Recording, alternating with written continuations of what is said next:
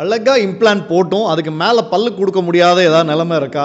எனக்கு இது மாதிரி ஒரு பேஷண்ட் வந்திருக்காங்க. ஆக்சுவலா என்னோட ஃப்ரெண்ட் ரெஃபரல்ல வந்திருந்தாங்க.